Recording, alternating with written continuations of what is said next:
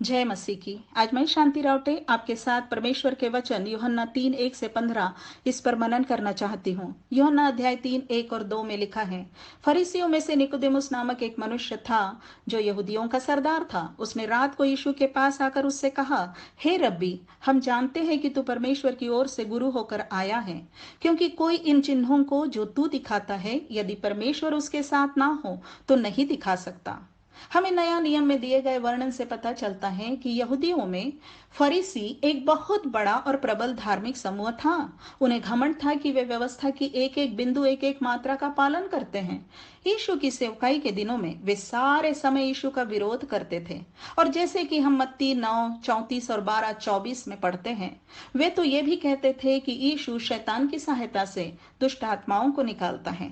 ये फरीसी वैसे ही हठीले इसराइली थे जैसे कि स्तिफनुस ने प्रेरितों 7:51 में कहा है।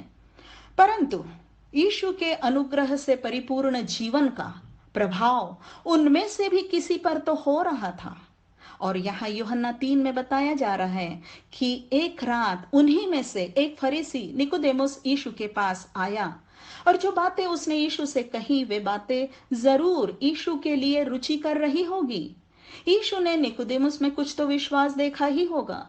निकोदेमुस के मन में यीशु के लिए कुछ लगाव सा जागा हुआ था। अभी वह खुली रीति से यीशु के पास नहीं आया था। संभवतः उसे भय था अपने अन्य साथी फरीसियों का, इसीलिए तो वह रात में आया था। वह यहूदियों का सरदार था, अर्थात यहूदी महासभा सन्नेद्रिन का सदस्य भी था। तो उसने सोचा होगा कि कोई उसे यीशु के पास आया हुआ देख लेगा तो उसे उस सभा के पद से निकाल दिया जाएगा, इसलिए वह रात में आया था। लेकिन वह आया था, यीशु के पास आया था। संभवतः वह इसीलिए रात में आया था क्योंकि वह यीशु से अकेले में बिना किसी विघ्न के अपनी बात कर सके। निकोदेमुस यीशु के पास आया था। निकोदेमुस ने वचन 2 में जो यह कहा, हम जानते हैं, तो वह निश्चय ही अपनी बात में अपने जैसे ही विचार रखने वाले अपने किसी लाइक माइंडेड साथी का उल्लेख कर रहा था। जो भी हो, जो कुछ उसने कहा उसमें उसने यीशु की श्रेष्ठता को मान लिया था। यीशु को अपने से श्रेष्ठ माना था, मान लिया था कि यीशु परमेश्वर की ओर से आया है और यीशु के साथ परमेश्वर है। इस प्रकार निकोदेमुस यीशु को आदर मान दे रहा था। यीशु के बारे में कुछ तो वह सही समझ रहा था। यीशु की श्रेष्ठता कबूल कर रहा था, यीशु की प्रशंसा कर रहा था। क्या यीशु ने उसकी इन बातों को उसकी भक्ति या श्रद्धा के रूप में स्वीकार कर लिया था? यीशु ने उसे जो उत्तर दिया उससे एक बात तो स्पष्ट है कि यीशु उसे उसकी इस समझ से और आगे ले जाना चाहता था। यीशु उसे और उच्चतम और आवश्यक आनंद में ले जाना चाहता था। यीशु उसको उसकी कमी बता रहा था जो उसकी पूरी आत्मिक तृप्ति पाने में रुकावट बन रही थी। प्रियो, जब हम यीशु का आदर करते हैं, जब हम उसकी आराधना करने उसके निकट आते हैं, तो वह हमें अपनी पूर्ण तृप्ति देना चाहता है। पूर्ण तृप्ति पाने के रास्ते में हम में जो कुछ कमी हो उसे वह दूर करना चाहता है। हम तो जान भी नहीं सकते कि हमें आत्मिक रीति से क्या आवश्यक है, हम में क्या कमी है, कि हमारी आत्मा को वास्तव में क्या चाहिए। परंतु यीशु जानता है और हमें और अधिक आवश्यक गहरी तृप्ति में ले जाना चाहता है। आज वह हमें अपने वचन से हमारी आवश्यकताओं को, हमारी कमियों को दर्शाता है, दिखाता है। उस रात यीशु ने निकोदेमुस को उसकी आवश्यकता बताई जो निकोदेमुस को नहीं मालूम थी।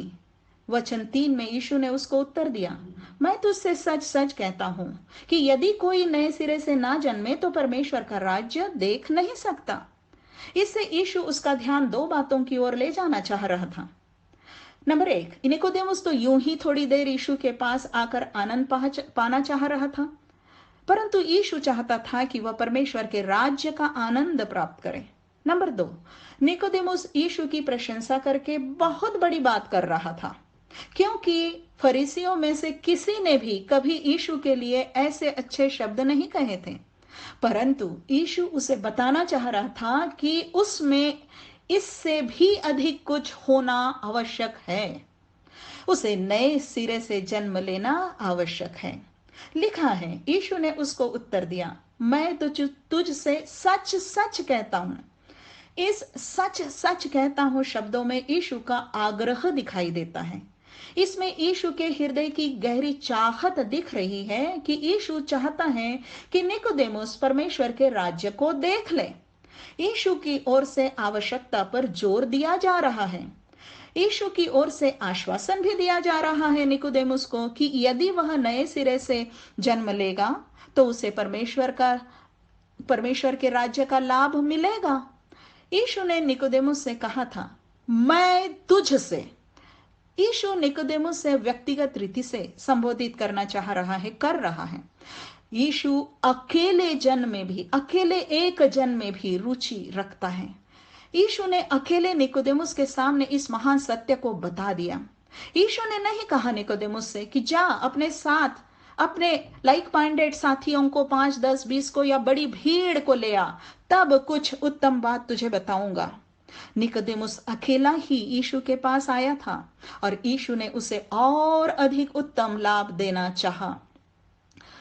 यीशु हम में से एक जन में रुचि रखता है। यीशु हम में से हर एक जन के लिए चाहता है कि हम परमेश्वर का राज्य देखें। इसीलिए यीशु ने निकोदेमुस से कहा था, यदि कोई, अर्थात निकोदेमुस ही नहीं परंतु कोई भी नए सिरे से जन्म लेकर परमेश्वर का राज्य देख सकता है और वचन 5 के अनुसार उसमें प्रवेश कर सकता है। हम आज यीशु की उपस्थिति में, भक्ति में, प्रशंसा, आराधना में आते हैं, उसके आश्चर्य के कामों को अपने जीवन में अनुभव करते हैं, उसकी दया से, उसकी सामर्थ की आशीषों को पाते हैं। परंतु वह तो चाहता है कि हम परमेश्वर के राज्य को देख लें, उसमें प्रवेश कर लें। कितनी बड़ी बात है कि हम तो शायद परमेश्वर से इस पृथ्वी पर की 1, 2, 4 आशीषें पाना चाहते हैं, परंतु परमेश्वर तो हमें अपने पूरे राज्य में ही प्रवेश देना चाहता है। वह हमें स्वर्ग का राज्य देना चाहता है, हमें स्वर्ग देना चाहता है। यीशु कहता है लूका 12:32 में, हे छोटे झुंड मत डर, क्योंकि तुम्हारे पिता को यह भाया है कि तुम्हें राज्य दे। परंतु यह राज्य पाने के लिए कुछ तो ऐसा है जो अत्यंत आवश्यक है, और वह यह है कि हमें नए सिरे से जन्म लेना आवश्यक है। परमेश्वर के राज्य को ही सुसमाचारों में स्वर्ग का राज्य कहा गया है और उसमें प्रवेश पाने को ही हमारा उद्धार कहा गया है। इस प्रकार नए सिरे से जन्म लेना ही हमारा उद्धार होता है। उद्धार पाते ही हमें परमेश्वर के राज्य का लाभ मिलना आरंभ हो जाता है, और जब हम अनंत काल में जाएंगे तो उस परमेश्वर के राज्य को साक्षात पाएंगे, पूर्णतः पाएंगे। यही वह आत्मिक और अनंतकालिक लाभ है जो यीशु निकोदेमुस को देना चाहता था।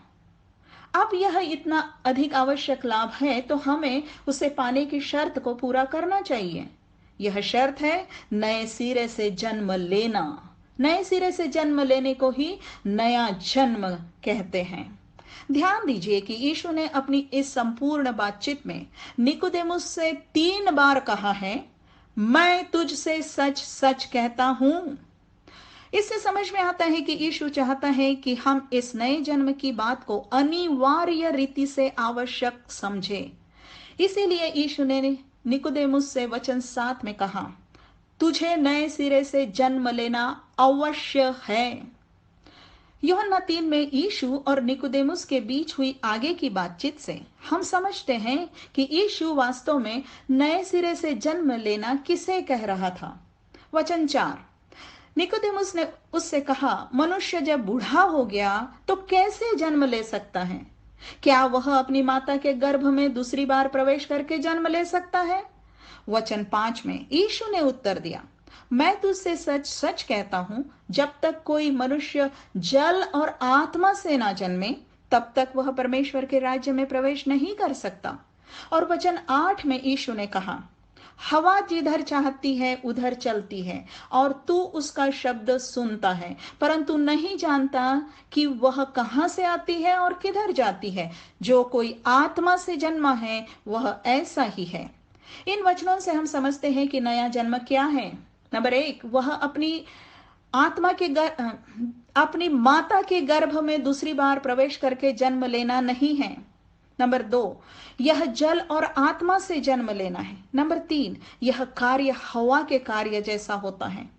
कई बार हम जल से बपतिस्मा समझ लेते हैं कि बपतिस्मा ले लिया है तो हमारा नया जन्म हो गया है, और हम आत्मा से समझ लेते हैं कि आत्मा का वरदान मिलना ही नया जन्म होता है। परंतु ऐसा नहीं है, क्योंकि यीशु यहाँ ऐसी किसी बात की संभावना नहीं बता रहा है।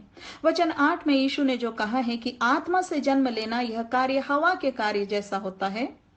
जैसे कि हवा दिखती नहीं है परंतु उसके कार्य के परिणाम दिखते हैं, इसका अर्थ यही हुआ कि जब नया जन्म होता है तो उसके साधन दिखाई नहीं देते हैं, परंतु नया जन्म का परिणाम दिखाई देता है। अर्थात नया जन्म बाहरी साधनों या रीति विधि के द्वारा नहीं होता है, परंतु यह हमारे हृदय के भीतर होता है, परंतु उसका परिणाम हमारे बाहरी जीवन में दिखाई देता है। हवा को पवित्र शास्त्र में आत्मा का रूपक लिया गया है।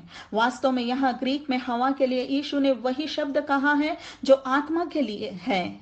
इसीलिए वचन 8 के अंत में यीशु ने नए सिरे से जन्म लेने वाले जन को आत्मा से जन्मा हुआ कहा है।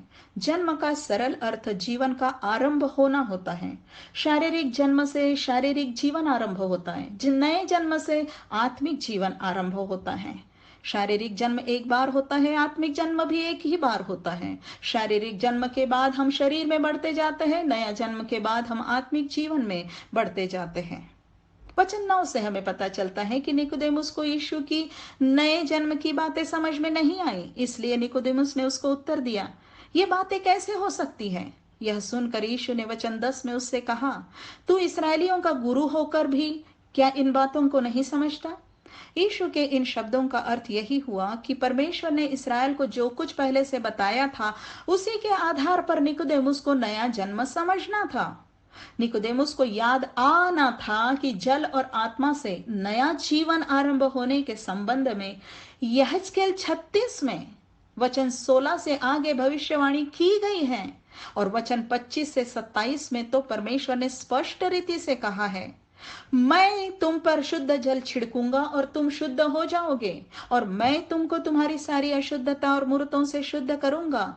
मैं तुमको नया मन दूंगा और तुम्हारे भीतर नई आत्मा उत्पन्न करूंगा, और मैं अपना आत्मा तुम्हारे भीतर देकर ऐसा करूंगा कि तुम मेरी विधियों पर चलोगे और मेरे नियमों को मानकर उनके अनुसार करोगे।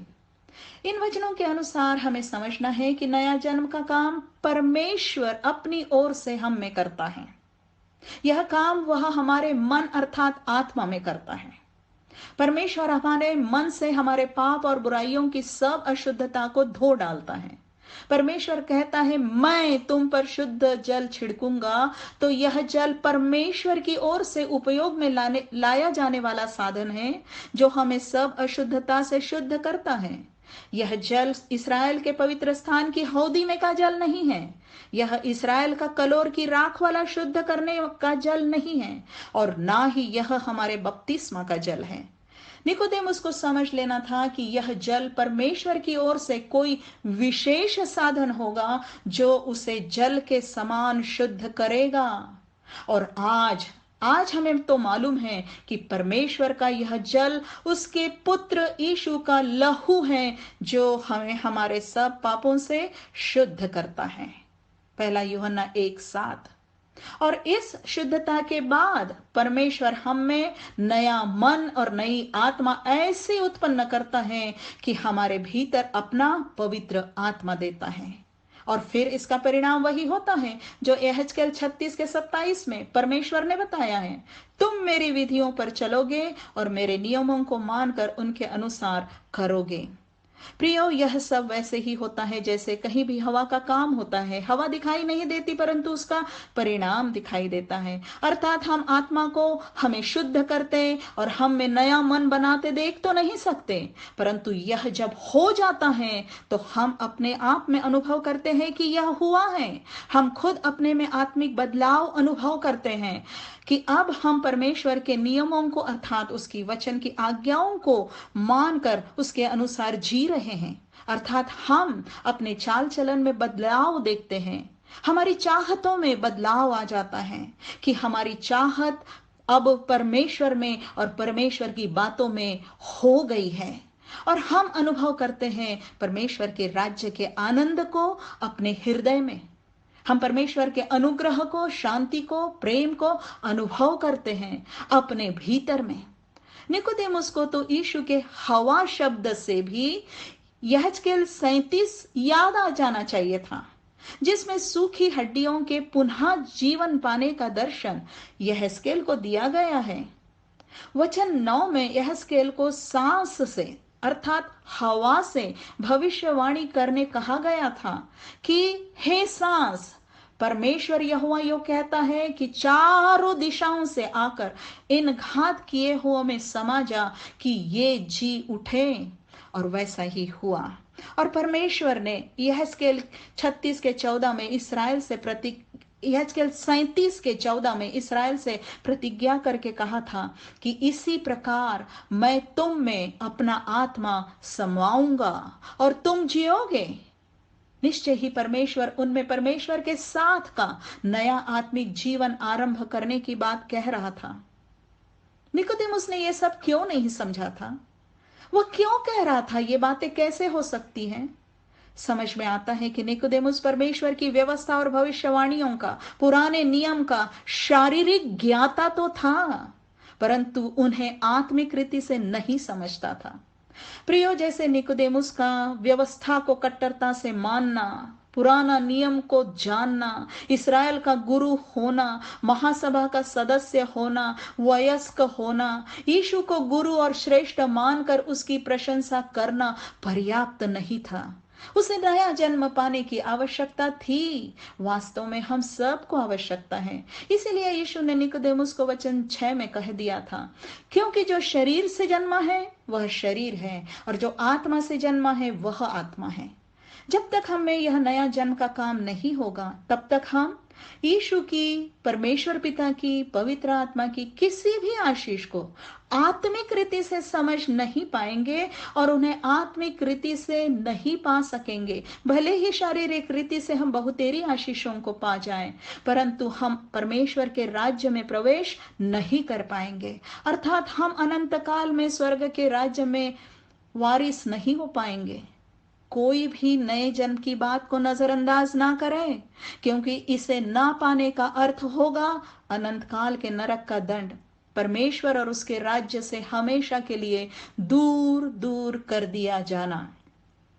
निकोदेमुस ने यीशु से बातचीत करते समय वचन 2 में हम शब्द कहा था, जैसे कि वह अपनी बातों पर ज्यादा जोर देने के लिए औरों को भी शामिल कर रहा था। यीशु भी उसे वचन 11 में हम की भाषा में कुछ कहता है। यीशु कहता है, मैं तुझसे सच सच कहता हूं कि हम जानते हैं वह कहते हैं, हम जो जानते हैं वह कहते हैं, और जिसे हमने देखा है उसकी गवाही देते हैं, और तुम हमारी गवाही ग्रहण नहीं करते। यह निश्चय ही यीशु अपने साथ परमेश्वर पिता और पवित्र आत्मा को लेकर हम यह शब्द कह रहा था। पवित्र आत्मा यीशु पर ठहरा हुआ था और परमेश्वर पिता यीशु के साथ था और उसकी गवाही देता था। यह लेखक यूहन्ना ही हमें स्पष्टता से बताता है। इसे हम यूहन्ना 1:32 से 34 में और 8 के वचन 18 में पढ़ते हैं।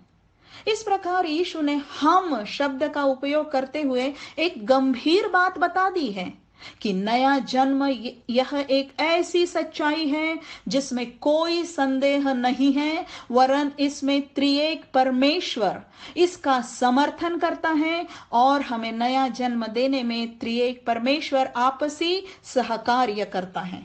प्रियो, अब हमारे पास पुराना और नया नियम दोनों हैं, अर्थात परमेश्वर की संपूर्ण मनसा हमारे पास है, और उसमें हम नया जन्म की आवश्यकता को बहुत ही अच्छे से समझ सकते हैं। नया जन्म पाना क्यों आवश्यक है? वचन हमें बताता है कि क्यों सब अर्थात सब मनुष्यों को नया जन्म पाना आवश्यक है। सबसे पहले तो यूहन्ना 3:3 और 5 के वचन के अनुसार हमें परमेश्वर के राज्य को देखने और उसमें प्रवेश पाने के लिए नया जन्म पाना आवश्यक है। हमें परमेश्वर की संतान बनने के लिए नया जन्म पाना आवश्यक है, यूहन्ना 1 वचन 12 और 13। हमें आत्मिक जन होने के लिए नया जन्म पाना आवश्यक है, यूहन्ना 3:6। मात्र मनुष्य रूप से ही जन्मे हुए हैं तो हम मात्र शरीर ही हैं और हमारे शरीर में कोई अच्छी वस्तु वास नहीं करती। रोमियो 7:18। इच्छा तो हमें हो सकती है कि हम अच्छे काम करें और शायद हम कुछ अच्छे धार्मिक काम, सेवकाई के काम कर भी लें, परंतु वे शारीरिक काम ही ठहरेंगे परमेश्वर के सामने और हम मात्र शारीरिक दशा में किए गए कामों से परमेश्वर को प्रसन्न नहीं कर सकते। रोमियो 8:8। परमेश्वर की बातें समझने के लिए हमें नया जन्म पाना आवश्यक है। पहला कुरिन्थियों 2:14। इसके लिए निकोदेमुस का उदाहरण हमारे सामने है। यीशु के कहने के अनुसार निकोदेमुस का नया जन्म नहीं हुआ था और इसीलिए वह पवित्र शास्त्र की पुराना नियम की बातें नहीं समझ रहा था। नया जन्म ना पाए हुए लोग उद्धार न पाए हुए लोग होते हैं, इसीलिए वे शैतान के अधिकार में होते हैं। प्रेरितों 26:18। नया जन्म ना पाए हुए अर्थात उद्धार ना पाए हुए लोग शैतान के फंदे में होते हैं। दूसरा तीमुथियुस अध्याय 1 वचन 25-26। कोई भी जब तक नया जन्म नहीं पाता तब तक अपने पापों में आत्मिक मृत्यु की दशा में होता है। इफिसियों 2 वचन 1-3। इन्हीं सब रुकावटों को और कमियों को अपने जीवन से दूर करने के लिए सब मनुष्यों को, हर एक को नया जन्म पाने की आवश्यकता है और परमेश्वर का धन्यवाद हो कि हम में नया जन्म का काम परमेश्वर खुद करता है। इसी को तीतुस अध्याय 3 वचन 5 और 6 में बताया गया है। लिखा है, उसने अर्थात परमेश्वर ने, उसने हमारा उद्धार किया और यह धर्म के कामों के कारण नहीं जो हमने आप किए, पर अपनी दया के अनुसार नए जन्म के स्नान और पवित्र आत्मा के हमें नया बनाने के द्वारा हुआ, जिसे उसने हमारे उद्धारकर्ता यीशु मसीह के द्वारा हम पर अधिकाई से उंडेला। प्रिय, ध्यान दीजिए कि जैसे कि यीशु ने निकोदेमुस से कहा था कि नया जन्म में जल और आत्मा दो बातें होनी है, दोनों बातों का काम होना है, तो इस वचन में भी दो बातों का काम बताया गया है, स्नान और नया बनाया जाना। नया जन्म को ऐसा स्नान बताया गया है जो परमेश्वर अपनी दया से हमें देता है। परमेश्वर हमें नए जन्म का स्नान देता है। निश्चय ही यह वही स्नान है कि यीशु के लहू से परमेश्वर हमें हमारे सब पापों से शुद्ध कर देता है। और दूसरी बात यह कि परमेश्वर हमें पवित्र आत्मा के द्वारा भीतर से नया बनाता है और कहा गया है कि इसके लिए वह हम पर हमारे उद्धारकर्ता यीशु मसीह के द्वारा पवित्र आत्मा को अधिकाई से उंडेलता है। मतलब यह सब कुछ उद्धारकर्ता यीशु मसीह के उस बलिदान के द्वारा संभव होता है जो उसने क्रूस पर चढ़कर हमारे उद्धार के लिए किया है। और सच पूछो तो प्रियो, हमें उद्धार या नया जन्म देने के लिए ही यीशु ने क्रूस पर अपना प्राण दिया है, ताकि हमारे पापों की अशुद्धता से हमें शुद्ध करने के लिए उसका पवित्र लहू उपलब्ध हो जाए। और जब परमेश्वर यीशु के लहू से हमें शुद्ध करे, तब हम में वास करने के लिए अपना पवित्र आत्मा दे। यही तो है नया जन्म, यही है नया जन्म। और प्रियो, इस नया जन्म को देने में परमेश्वर का वचन बहुत बड़ी भूमिका निभाता है। इसीलिए कहा गया है पहला पत्रस 1:23 में कि तुमने परमेश्वर के जीवित और सदा ठहरने वाले वचन के द्वारा नया जन्म पाया है।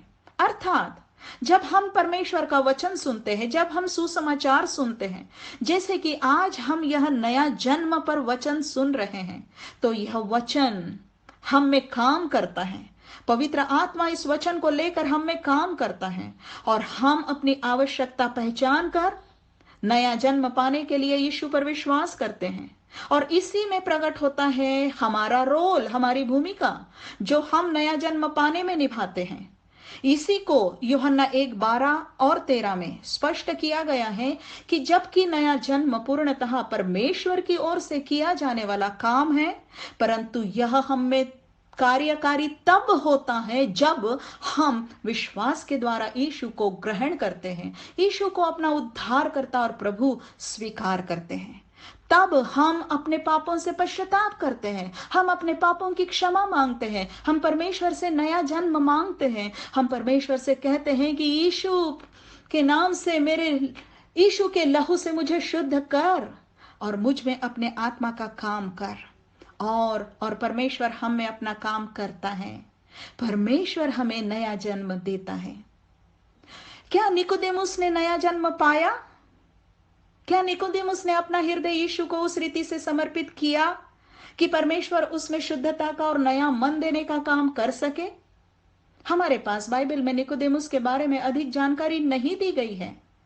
इस यूहन्ना 3 की रात के बाद यीशु के गाड़े जाने तक के समय में मात्र 2 बार और निकोदेमुस का उल्लेख हुआ है। एक उल्लेख है यूहन्ना 7:50 में, जब उसने अपने अन्य फरीसी अगुओं के सामने यीशु का पक्ष लिया था। जब वे यीशु को पकड़ना चाह रहे थे और यीशु पर विश्वास करने वालों को शापित कह रहे थे, तब निकोदेमुस ने कहा था, क्या हमारी व्यवस्था किसी व्यक्ति को जब तक पहले उसकी सुनकर जान ना ले कि वह क्या करता है, दोषी ठहराती है? यहां एक प्रकार से निकोदेमुस ने यीशु को निर्दोष कहने का साहस किया था और उन अन्य फरीसियों को यीशु की सुनने के लिए प्रोत्साहित किया था। निश्चय ही इस समय तक कुछ तो और अधिक विश्वास निकोदेमुस के मन में यीशु के विषय में हो गया था। और इसके बाद हम यूहन्ना 19:38 में पढ़ते हैं कि निकोदेमुस ने यीशु के गाड़े जाने में अरमतिया के यूसुफ का साथ दिया था।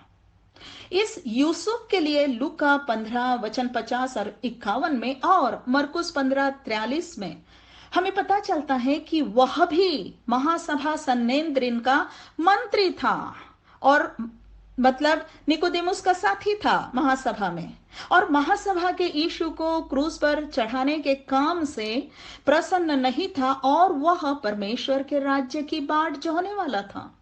और जब हम पढ़ते हैं कि निकोदेमुस इस यूसुफ का साथ देने इस समय क्रूस के पास आया है, तो एकदम से ऐसे लगता है कि क्या यही वह लाइक माइंडेड साथी था जिसे अपने मन में सोचते हुए निकोदेमुस ने यूहन्ना 3:2 में यीशु से कहा था, रब्बी हम जानते हैं।